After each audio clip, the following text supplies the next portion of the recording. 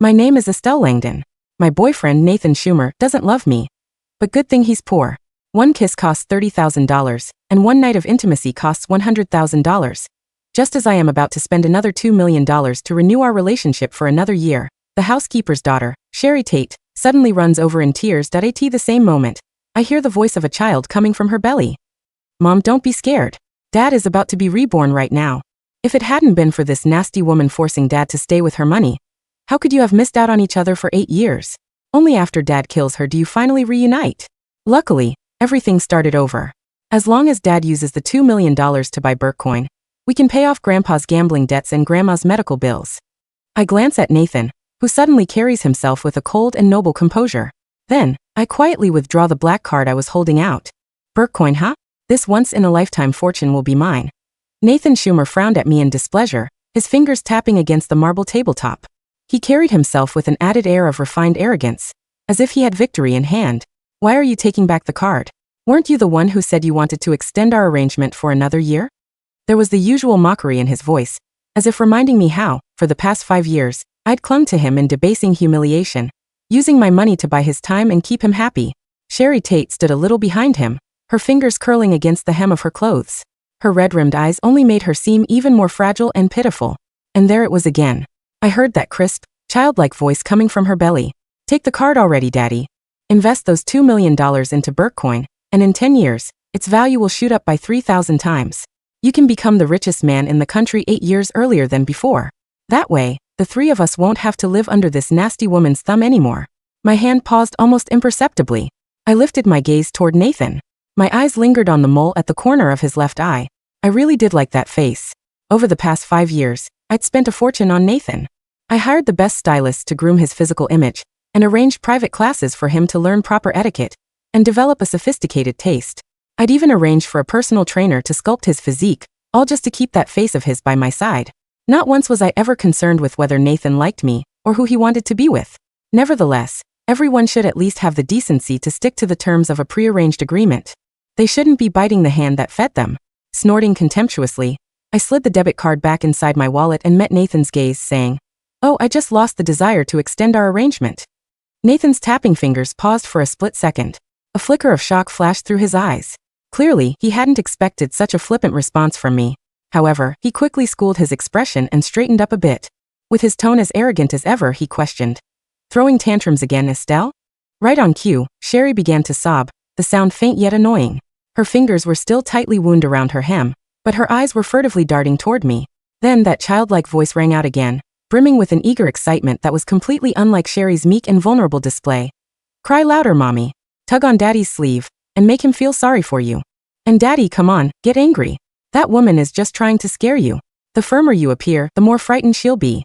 Sure enough, Sherry followed the instructions from the voice and tugged on Nathan's sleeve, choking out, "Nate, don't fight with Essie. It's all my fault. I shouldn't have come here. Essie, I thought you really liked Nate. Why are you suddenly? Please don't get the wrong idea. It's not what you think. Nate and I don't have that kind of relationship. He was my neighbor when I was young. I just got a little emotional after seeing him again all these years. We just happened to bump into each other by coincidence today." Sherry continued, If I've ever done anything to make you uncomfortable, just tell me. I'll change. Please don't take it out on Nate." I looked at her expressionlessly. She'd given such a flawless performance. I might have really ended up letting them play me for a fool, if she hadn't barged in and allowed me to hear the thoughts coming from her fetus. But then again, Sherry seemed to think a little too highly of herself. Her mother, Carla Moss, had only been working for my family for 3 years. Where did she get the confidence to act this familiar with me?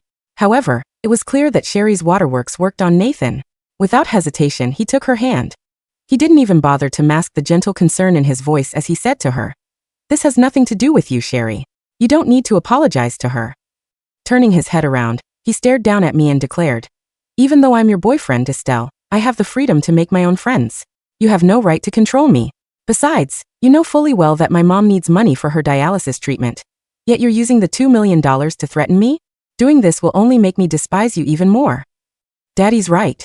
That nasty woman's biggest fear is losing his love. That's how she got played her whole life in the previous lifetime. Once Daddy uses the money to buy Bitcoin, the remainder of the money can be used to pay off Grandpa's gambling debts and Grandma's medical bills. I leaned back in my chair, my fingertips brushing along the edge of my wallet. Out of nowhere, even Nathan's face started getting on my nerves. How could he say such things to me with that face? Snorting, I put on a considerate expression and said gently, "Yeah, you're right. Lori's health should be the priority. I shouldn't have let my emotions get in the way just now." Nathan's eyes flashed with smug delight. Sherry also wisely stopped her tears, her lips curling ever so faintly. The two of them were waiting for me to willingly shove that debit card back in Nathan's hands, just like I'd done countless times before. As they both stared expectantly at me, I slowly took out my phone. "It's me, Estelle Langdon. I'm calling about the medical treatments for Lori Hudson." That was Nathan's mother. I paused to take in Nathan's and Sherry's nervous expressions. Then, with a beaming smile, I said, "From this day onward, I will no longer be involved in covering her medical expenses. There's no longer any need to keep me informed of her condition." The moment I finished speaking, that childlike voice immediately shrieked, "What's going on? This wasn't how things were supposed to go. Why did she call the hospital? What about the $2 million? Are we still going to get it? How's Daddy going to get rich off Bitcoin now? Grandpa's gambling debts and Grandma's medical bills can't wait either. Mommy, Daddy, stop her. Make her give us the cash." Nathan's expression darkened. He glared icily at me and snarled, "Don't push it, Estelle. Using my mom's illness to threaten me will only make me find you even more unreasonable." He paused for a moment before lifting his head, acting as if he were granting me a huge favor as he continued saying, "I can forget about what happened today. Bring the debit card to my apartment tomorrow, and stop resorting to these petty tricks to test me. There's a limit to my patience." Turning around, he swiped his thumb gently across Sherry's cheek to wipe her tears away. The tenderness of his actions now was completely at odds with his earlier show of frosty indifference. "Thanks for coming all this way here to check on me, Sherry. Let me take you home." Sherry lifted her reddened eyes and glanced timidly at me before quickly lowering her head again. "Nate, what about Essie?" Nathan shot me an imperious glance. "She'll settle down and behave herself once she's kicked up enough of a fuss. And in your condition, you shouldn't be sticking around to deal with such nastiness." "Daddy's right," the childlike voice chimed in. "That nasty woman is just putting on a show. There's no way she'd really bear to give up on Daddy. I bet she's going to show up tomorrow with the debit card in hand. Soon, we'll be able to pay off Grandpa's gambling debts and Grandma's medical bills. Daddy can start preparing to become the richest man in the world even earlier this time." As I lounged in my chair, my smile slowly turned cold as I remarked mockingly, "Nathan, have you forgotten that our relationship is purely a transactional one? I paid to keep you by my side, but now I don't want to anymore. I'm ending our agreement. Is that clear enough for you now?" I paused, my smile widening. "As for whether you still have any money, that's your business. What does it have to do with me, your former employer?" Sherry instinctively tightened her grip on Nathan's sleeve. Nathan swallowed hard, his gaze turning stormy. "You sure about this, Estelle?" When I didn't respond, he abruptly straightened himself up and adjusted his collar. You think I can't survive without you, Estelle? Your money isn't what got me to where I am now. I simply played along with you since you were so hopelessly in love with me. With my abilities, it'll take me no more than 3 months to make a name for myself. And when the time comes, you can forget about trying to ride on my coattails. Daddy's absolutely right. She'll be wallowing in her regret soon enough. Once we get rich, we'll make sure she stays far below us forever. Let's go, Mommy. Stop wasting your time on her. She's definitely going to be kicking herself in regret by tomorrow. And bring the debit card to the apartment herself. I studied Nathan with undisguised contempt. I'd paid for every single thing he was wearing right now. Did he really think he was better than everyone else just because he had been reborn with the memories from his previous life? Slowly, I rose to my feet and eyed him haughtily. Don't tell me it's unclear to you who's been riding on whose coattails. But you did remind me of something. I'll send some people over to clear out your things from the apartment I let you stay in. However, don't bother returning the clothes I gave you. I wouldn't want you to not even be able to present yourself properly when you try to find someone else to latch onto. When I opened the glass door, the chilly early fall wind rushed in, but it gave me a sense of clarity I had never felt before. It was just a face. There were plenty of other people in this country. It wasn't as if I couldn't find another one just like it. All along, I'd been too lazy to find a replacement, but that didn't mean I was a fool. After leaving the cafe, I called my assistant, Ivy Jennings. Use all of the funds under my personal name to go all in on Bitcoin as quickly as possible. Buy as much as you can. I'd already confirmed that Sherry's unborn fetus was telling the truth, so there was no way I'd miss out on such a good opportunity to make money. And besides, I narrowed my eyes, recalling Nathan's earlier look of confidence and determination. Perhaps I could cause trouble for him too. Ivy remained silent for a few seconds before asking, "Are you sure, Ms. Langdon? Bitcoin has been extremely volatile lately. This level of investment." I cut her off. "I'm sure. Just do as I say. We'll sell off everything in a month." Pausing, I looked up at the sky, my fingers trembling a little. Also, find me someone else who looks like him. Make sure he's single. I want someone with a gentler personality, someone not too arrogant. This time, the line stayed silent for quite a while before Ivy finally replied. Understood, Ms. Langdon. Having ended the call, I stood out there on the sidewalk, the breeze rustling my hair. I raised a hand to wipe my face, only then realizing that I'd teared up at some point. How pathetic of me. Sighing, I pulled up a number I hadn't called for some time. Prescribed me some medication. I'm probably going to start having trouble sleeping again. Once I gathered myself again, I drove back to the office. Over the next week, I practically lived in my office, closely monitoring Bitcoin's market trend. It was just as the fetus had said, its price began to surge wildly. The first day, it rose 8%. On the third day, it went up to 15%. And by the seventh day, it was up 40%. Because I'd invested early and deployed all my available funds, I'd already secured a sizable chunk of the market. When Ivy came to update me on the situation each day, her eyes were always filled with disbelief. How did you manage to predict this market trend, Ms. Langdon? Your instincts have proven to be incredibly astute. How did I predict it? Well, it was only because I heard the voice of an unborn fetus who knew his father had been reborn and wanted to use my money to make a fortune for himself. It was a ridiculous explanation, so I simply chuckled and changed the subject. Have you found someone yet? Ivy quickly took out a folder and handed it to me. I flipped through the pages, my brows furrowing. None of them looked even remotely the same. Even though I'd been relying on medication to fall asleep for the past week, it had been a fitful sleep each night. Vexed, I tossed the folder aside and instructed Ivy, keep looking. I walked to the window, recalling Nathan's abrupt change the other day. The way he suddenly carried himself with an air of sophisticated arrogance. Out of the last 5 years, it was that very moment when he looked the most alike. Nathan was probably panicking right now. If he didn't have the cash, he'd have to watch helplessly as his chance to make a killing slipped right by. Knowing what he was like, there was no way he'd let himself lose this opportunity to rise above everyone else. Unsurprisingly, on the 12th day, Ivy brought me some news about Nathan. Ms. Langdon, we found records of Nathan borrowing money from various online lending platforms. All in all, he has borrowed about $500,000. Moreover, we've also found that his mother was discharged from the hospital yesterday. I raised an eyebrow. Discharged from the hospital? Yes, Ivy confirmed. The reason given was the inability to continue paying for treatment costs due to financial difficulties, but Nathan could have used that money to. I snorted. He wouldn't do it, of course. To him, the $500,000 was the stake he could use to turn things around for him. The stepping stone to becoming the richest man. That was far more important than Lori's life. That was just the kind of man Nathan was, selfish to the core. On the 15th day, Bitcoin's price was still surging fiercely, though some fluctuations had begun to appear. It seemed as though it wouldn't be long before it hit its near-term high.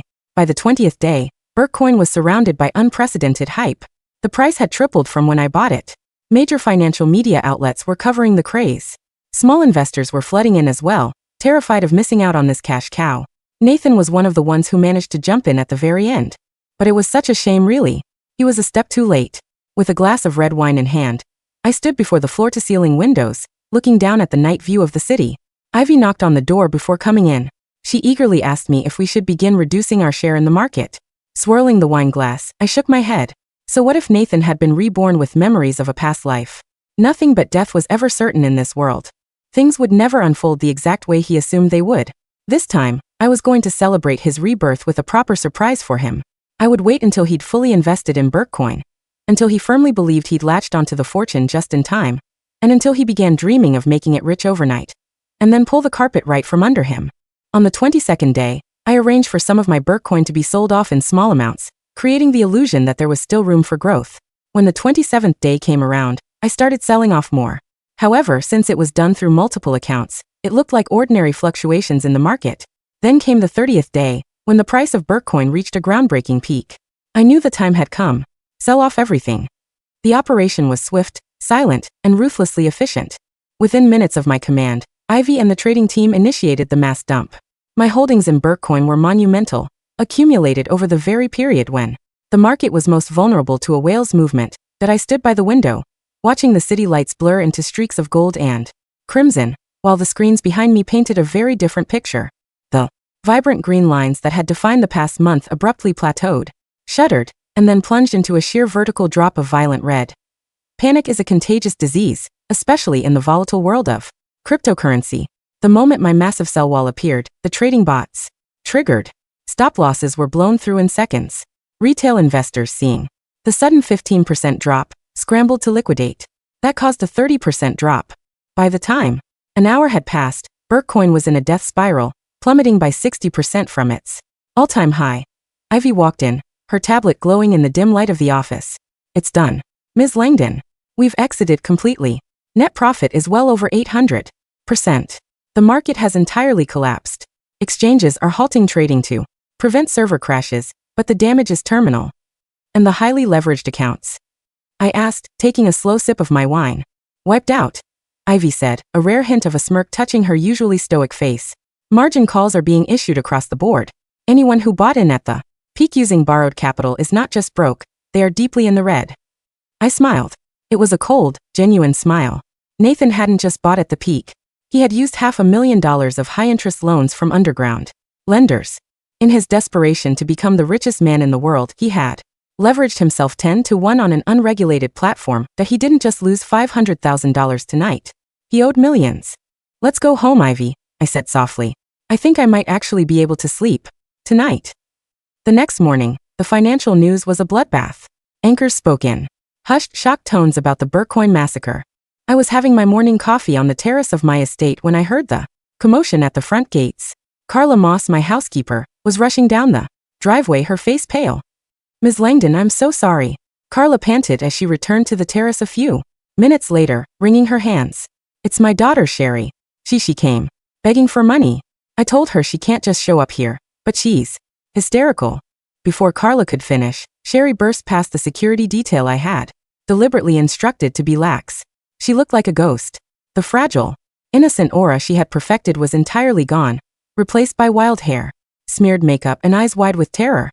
And there it was, that high-pitched, childlike voice, now shrill and trembling with sheer disbelief. This is impossible.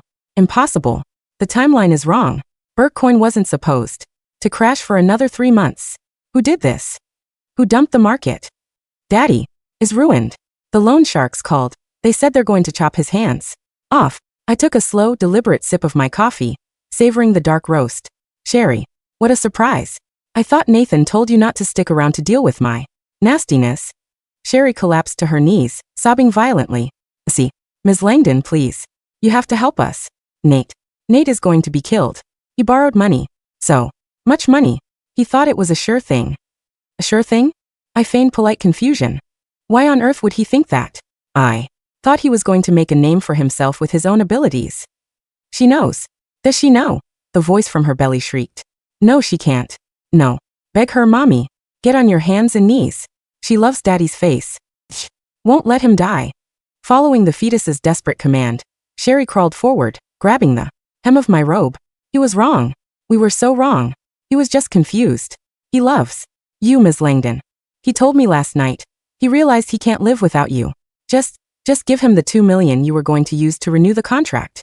Please. I looked down at her gripping my silk robe. With a calm, precise motion, I pulled the fabric from her grasp. Carla, I said, not raising my voice. The housekeeper jumped. Yes, Ms. Langdon. Your daughter is trespassing. And frankly, this display is ruining my morning. I set my cup down. Clear out your belongings by noon. Your severance will be wired to your account. You're fired. Carla let out a choked gasp, but she knew better than to argue with me. She grabbed Sherry by the arm, hauling the hysterical girl away. As they were dragged down the driveway, the fetus's voice faded into the distance, screaming curses. You stupid woman. You ruined everything. I was supposed to be a billionaire's heir. The timeline is broken. We're dead. I leaned back in my chair, closing my eyes as the morning sun warmed my face. It was music to my ears. Later that afternoon, I visited a private cemetery on the outskirts of the city. The gravestone was simple, made of black granite. Arthur Hayes, 1990, 2018. I knelt and placed a bouquet of white lilies against the stone. Arthur had a mole at the corner of his left eye. He had a smile that could disarm a loaded gun, and a heart so gentle it ultimately got him killed. We were college sweethearts. We were broke, ambitious, and deeply in love. When a drunk driver careened onto the sidewalk, Arthur had pushed me out of the way. He bled out in my arms because the ambulance took too long to reach the impoverished neighborhood we lived in. I spent the next 8 years turning myself into a monster of industry, accumulating wealth, so I would never be helpless again. But wealth couldn't buy back a life. So I bought a face. I found Nathan, a struggling model with Arthur's exact jawline, Arthur's eyes, and that distinct mole. But Nathan was a parasite. I had dressed a rat in the clothes of a saint. I'm sorry, Artie, I whispered, tracing the engraved letters. I dishonored your memory. I tried to buy a ghost. But I'm awake now. When I returned to the office, Ivy was waiting for me. Beside her stood a young man in a tailored suit. He had dark hair, a soft jaw, and right there, at the corner of his left eye, a small mole. Ms. Langdon, Ivy said. This is Julian. I vetted him thoroughly. Mild-tempered, no attachments, very eager to please. Julian offered me a shy, practiced smile. It looked exactly like the smile I had paid Nathan to practice that I stared at him for a long moment. Then I shook my head. Pay him for his time today and send him home, Ivy, I said. Ivy blinked, surprised. Ms. Langdon? Shall I keep looking? No, I replied, walking past them into my office. Cancel the search. I don't need a replacement anymore. The position is permanently closed. 3 days later, the storm fully hit Nathan. It was raining heavily when my security system alerted me to a disturbance at the front gate. I pulled up the camera feed on my tablet. Nathan was standing in the pouring rain, shaking the wrought iron bars like a madman. His designer suit, the one I had bought him for $15,000, was soaked and torn at the shoulder. His face was bruised, a nasty cut, splitting his eyebrow, bleeding down into his eye. His noble composure was entirely pulverized. I authorized the intercom. You look awful, Nathan. His head snapped up toward the camera. Estelle, open the gate. Please. His voice cracked, a pathetic, desperate whine. I picked up an umbrella and walked down the long, paved driveway. I didn't open the gate, but I stood just on the other side of the bars, looking at him through the iron. What do you want? I asked coolly. They took my mother's house, he gasped, spitting rainwater. The lenders. I couldn't pay the margin call. I owe them $4 million, Estelle. $4 million. They dragged my mom out of her bed. She missed her dialysis. She's in the ICU. That's unfortunate, I said. But I fail to see how that concerns your former employer. Nathan grabbed the bars, pressing his bruised face against the metal. You set me up. You knew, didn't you? You were the one who crashed Bitcoin. I laughed softly. Nathan, do you genuinely believe the world revolves around you? Why would I care enough to manipulate a global crypto market just to spite you? You simply made a bad bet. You wanted to be the richest man in the country. Remember? You said my money wasn't what got you to where you were. He choked on a sob, his arrogant facade completely shattered. I was wrong. I was stupid. I wanted to be worthy of you. I wanted to prove I could be your equal. I stared at him in utter disgust. Even now he was lying. He was trying to spin his greed into some twisted declaration of love. You didn't want to be my equal, I said, my voice dropping to a harsh whisper. You wanted my power. You wanted to step on my neck. You thought you had some divine advantage, some rebirth of luck. Nathan froze, his eyes widening in sheer terror. How could you? He realized he had never said the word rebirth out loud to me. Before he could process it, headlights cut through the rain. A black SUV skidded to a halt on the street behind him. 4 large men stepped out. Nathan screamed a high, reedy sound and clung to my gate. Estelle, save me. I'll do anything. I'll be your dog. I'll never look at another woman. Please. The men grabbed him, peeling his fingers off the iron bars one by one. Nathan thrashed wildly, but he was weak. As they dragged him toward the SUV, I stood perfectly still under my umbrella. You already were my dog, Nathan, I said softly, though the rain drowned out my words. But you bit the hand that fed you. Now you belong to the pound. 2 months passed. The autumn leaves gave way to winter snow. My life had settled into a rhythm of startling peace. Without the constant, draining presence of Nathan's manufactured affection, I found myself pouring my energy into my company. Profits soared. More importantly, my sleep disorder began to fade. I no longer needed the pills. I was sleeping through the night, no longer haunted by ghosts. Of the past. One afternoon, Ivy walked into my office. She had a strange expression on her face. Ms. Langdon, there's a situation you might want to be aware of. She placed a tablet on my desk. It was a local news report. Tragic end for homeless woman and unborn child. I tapped the video. The reporter was standing in front of a dilapidated downtown shelter. They spoke of a young pregnant woman, identified as Sherry Tate, who had been caught stealing food from a convenience store. While running from the owner, she had slipped on the icy pavement, falling hard down a flight of concrete stairs. The trauma had induced a severe hemorrhage. By the time the ambulance arrived, the fetus was lost, and Sherry had suffered a traumatic brain injury that I stared at the screen. A chilling numbness washing over me that I had hated the fetus's voice. It was a vile, calculating parasite that possessed an unearned arrogance. But hearing that it was gone, erased from this timeline completely, felt like watching a glitch in reality finally correct itself. The unborn child who sought to manipulate the future had been utterly crushed by the very poverty it was trying to escape. And Nathan? I asked quietly. Ivy swiped to the next page. He's currently in police custody. After the loan sharks broke both his legs and several fingers, they dumped him at a hospital. But the authorities were waiting. It turns out he used fraudulent documents and stole identities, including his mother's, to secure those loans. He's facing 10 to 15 years in federal prison. His mother. She passed away last week, Ivy said gently. Renal failure. He had drained her accounts before the crash. She couldn't afford a new round of treatment. I turned my chair to look out the window. The snow was falling in thick, white flakes, blanketing the city in a clean, pristine layer. Everything dirty, everything ugly, was being buried underneath that. I visited the prison facility only once.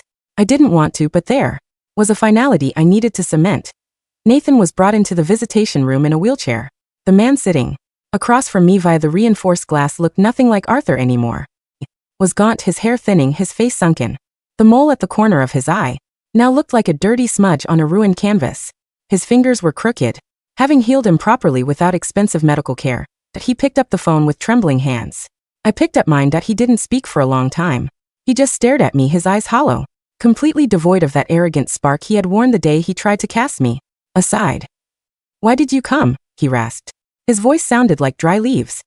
To say goodbye, I said smoothly.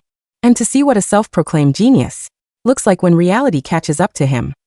Tears welled in his eyes, spilling over his bruised cheeks. I had it all. I had the knowledge. I knew the future. I was supposed to be a king, Estelle. It wasn't supposed to be like this. The future is earned, Nathan, I replied coldly. Not stolen.